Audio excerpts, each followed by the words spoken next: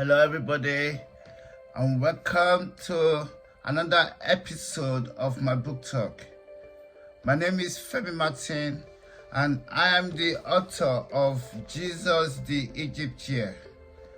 This is the book we are reading and discussing. The story is about our Lord Jesus Christ when he was a baby in Egypt. We all did know that they went to Egypt when the angel of the Lord told Joseph to take the baby and his mother and leave for Egypt because Herod was planning a massacre to kill the baby, the child. So Herod did a massacre in Egypt that time and killed loads of babies under 3 years old. He killed them, but now the question is, did Herod just stop there like that? Why did only child escape to Egypt? What did Herod do? And what happened to the only child in Egypt with his parents? This is what Jesus the Egyptian story is about. Although the scripture, the Bible did not tell us much about it, just that they left for Egypt and about Herod's massacre. We didn't know what happened in Egypt. There are things that tell us that Egypt will not just be an easy ride for the only child and his family, because they left from a manger. So what could they have had? What property? What could they have had with them? No money, no property, no clothes, but except for the one they have on them. And probably the present that the 3 wise men gave to baby Jesus. That's what they could have had with them. And with this, they left for Egypt. So what happened in Egypt? Now, we've been reading this book, Jesus the Egyptian, to catch up on the previous episode. Subscribe to my channel and you can catch up on our previous episode where we've read to, because right now we are in chapter 6. On the last episode, which was titled First Tooth, we saw how baby Jesus grew his first tooth. You know, the first teeth that baby usually have in the front, at top and bottom. So, yeah, how he started growing his first tooth, and then we see what happened to them there and how they left the town which they were in at the time. So we move further from there and read further to go to chapter 6. And the title chapter for today is Learning to Walk. Without much ado, we will go straight to the chapter. They traveled past Bebes, far away from the town. They reached the town of Tebasta 5 days after they left Mostul Road. Of course, they rest in caves all along the way. Joseph is thinking they have 2 days or less before the spies coming from Cairo catch up with them. So he is wasting no time at all, even though he realized they need to rest often, especially baby Jesus. On reaching Tebasta, they find a lot of people gathering about. They are all in festive mood with food and drinks being served. It feels like a nice group to mingle with as they find their way around the town. Joseph finds a man watching the dancers in the streets. What's the occasion here? He asked. It's whippet rampant. And sacrifice is made to all the gods of Egypt, says the man. How many gods did Egypt have? Asked Joseph. He is completely flabbergasted. He can see flowers of all colors and shapes hanging all around the street. Singing and dancing are going on, as well as eating and drinking. All along the street, statues of different gods of Egypt have been placed all around in places with flowers and wreaths, all kinds of all kinds hanging on them. In front of some statues, food and blood have been shed and shredded all around. It looks at the man who happens to be drinking and expects his question to be answered. The man just drunkenly waves his arm around and speaks. They are all over the place. Go and see them. Now baby Jesus is 7.5 months old. He can say a sentence with just a single word or two. He hears what the man says to Joseph as well as Mary. Mary can't believe they have statues of gods and worship them. It's forbidden by law where she comes from, and it's a complete surprise to her. Baby Jesus isn't surprised. His face turns red. He doesn't cry or anything, but he looks mean for a baby. Mama, get down, he says. Mary is so engrossed in the scene going on in the street that she doesn't hear him at the first time. Baby Jesus persists with his demand. Mama, get down, he repeats. Mary finally hears. Sorry, love, do you want to get down? Baby Jesus nods his head, and Mary undoes the wrap she has around him. She knows he's been standing and pulling himself up, holding on to things. She sets him down on his feet, and baby Jesus stands there looking furious. What is wrong, sweetheart? Mary asks, seeing the look on his face. Baby Jesus doesn't answer.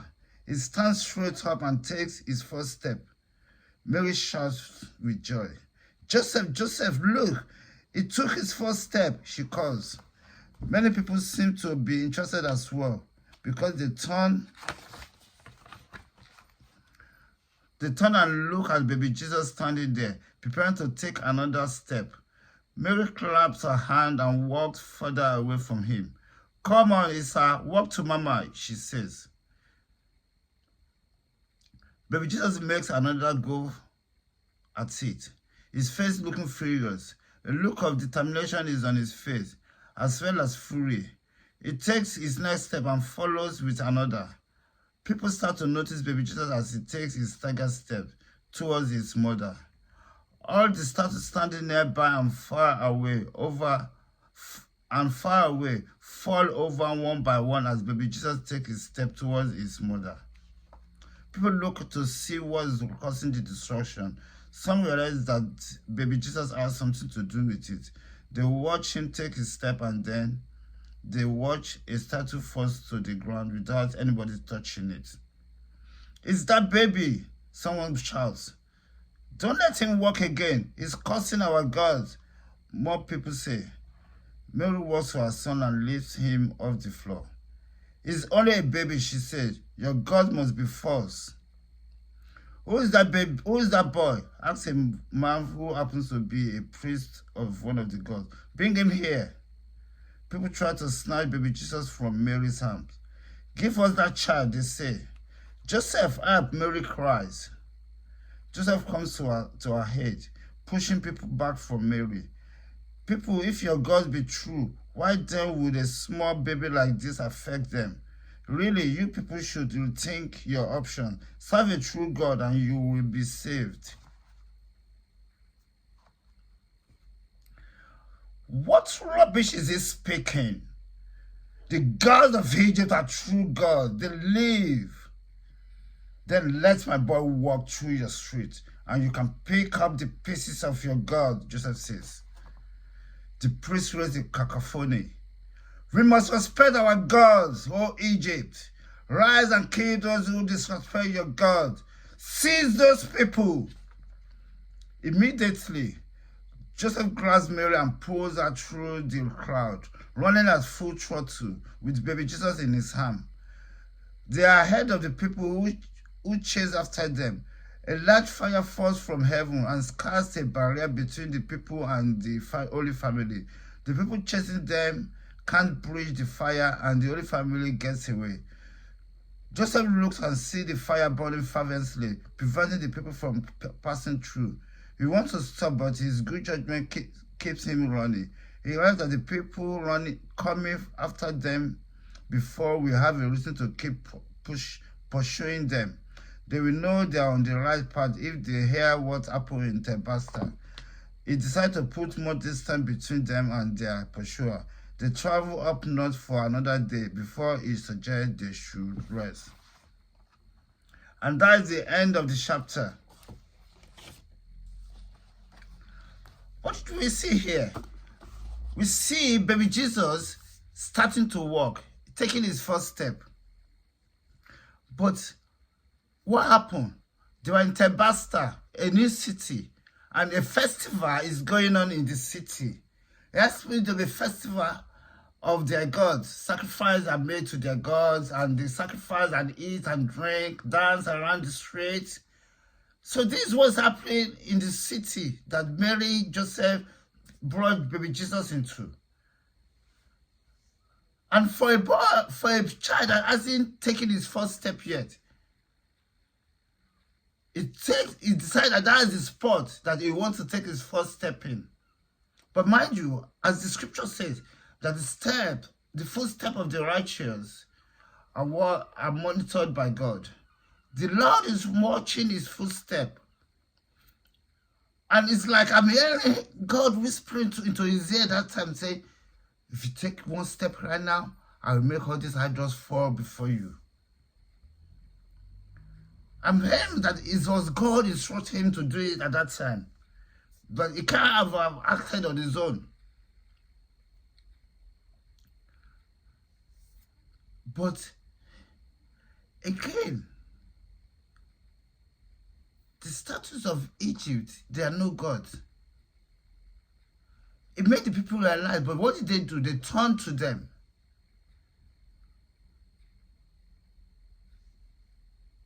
And God has to cast a fire to block them from chasing after the Holy Family. A fire has to come from the heaven to block them from chasing after the Holy Family.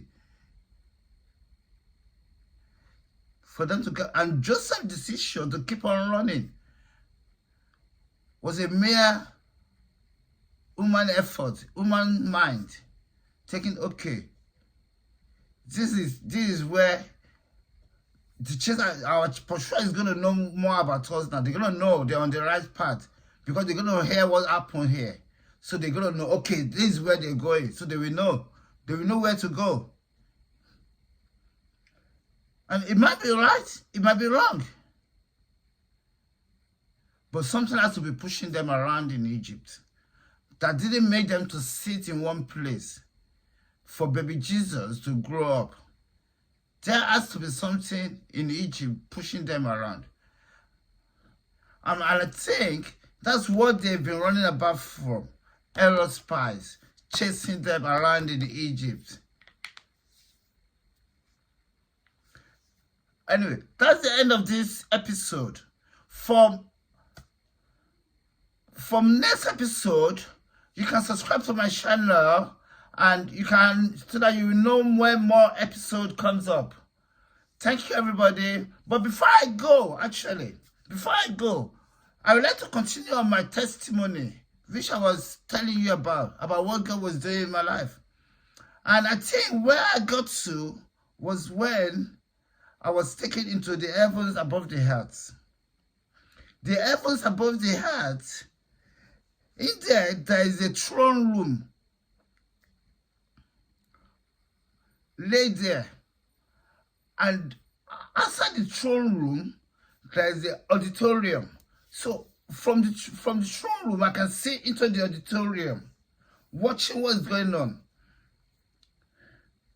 And that's after a crown has been placed on my head as king. I was curious on what's going on, so I wanted to know more. So I'm watching what's going on and question everything that is going on at this point. Mind you, it's like a live vision that I was walking into. Everything was live and I was walking into it. But mind you, I was in an enclosure inside a house in real life. But in the spirit, that's what's happening to me. So I sat there on the throne and watched what's going on in the auditorium.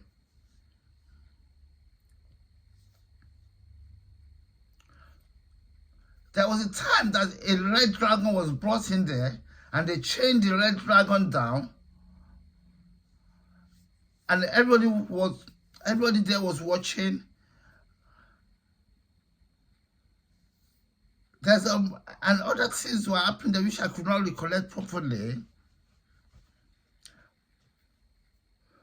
But I remember now that there was and from the throne room, there was an operation. There was something that was operated like a shotsu. That three walls, no, two columns, wall columns, marble columns were rolled down. They were being pushed down by a button, just like the person. But this three column comes down. Then a city is revealed in the spirit from the opening. That when the column comes down and there was an opening, a city was revealed. And so I thought to say that's Babylon. That's what's come to my mind. I don't know why.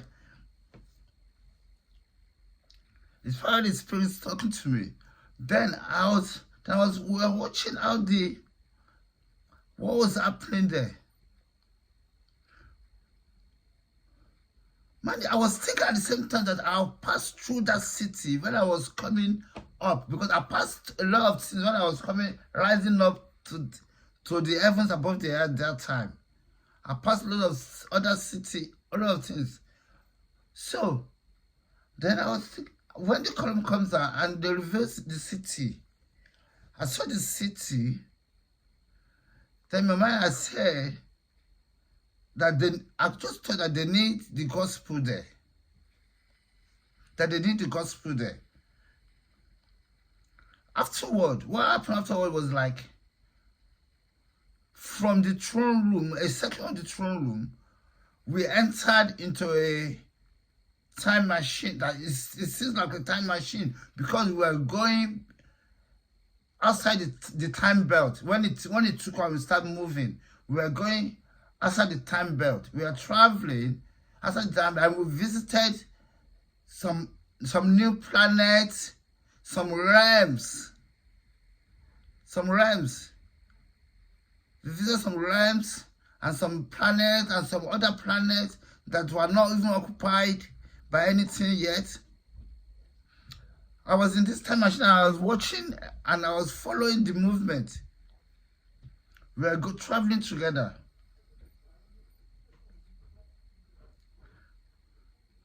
Then after we come back, there's a time that we stop in Saturn, which I remember I said that time that we stopped in Saturn. Then I could see people where we stop. It's like a place that I could see people walking on a machine there in the spirit. There are people there are spiritual people. I see them in white. They are walking on the machine. It's not much people there, but few. Then I was curious. I said, how could people be on Saturn? But they were working on the machine there at that time. Then after we come back, we left there and came back. We visited some other planet at that time. Then we come back to the throne room again, and the time machine docked back to its place. And I came back to sit on the throne again. And at a point on the throne, we were surrounded by aliens. Aliens were sitting all around us on the throne. The seat that I did not even think that existed there before. I just saw it there, and aliens were sitting all around it everywhere. Then we were wondering what's going on. All of a sudden, the throne starts moving. That's the first thing that gives me an inkling that it's not just a throne. It starts moving. And I got an inkling that the aliens were about to take it away with them. What happened next after that, I will let you know in the next episode. Thank you everybody for watching, and Goodbye on the next episode. Join me on the next episode on Jesus the Egyptian. We shall be reading more and to know more what happened with baby Jesus. And if you haven't got a copy, go and buy your copy today. It's available online and at every digital store. It's on Amazon as well. The paperback is on Amazon if you like the paperback. But the ebook is on every digital store as well. You can order your ebook. The ebook is cheaper than the paperback. So you can get an ebook and read along with us and join us on another episode. Thank you, everybody, and God bless.